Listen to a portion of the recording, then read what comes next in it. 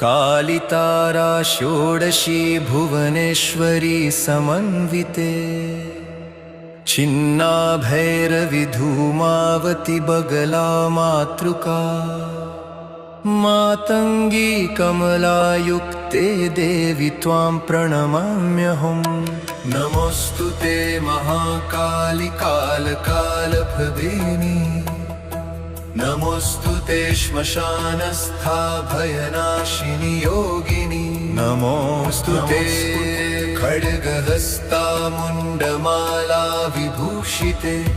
नमोस्तुते महामाये ब्रह्मांड विदारिणि नमोस्तुते महातारि भवसागर तारिणि नमोस्तुते नीलसरस्वती महामोक्षकारिणि नमोस्तुते शब्दबीज स्वरूपिणि वरानने।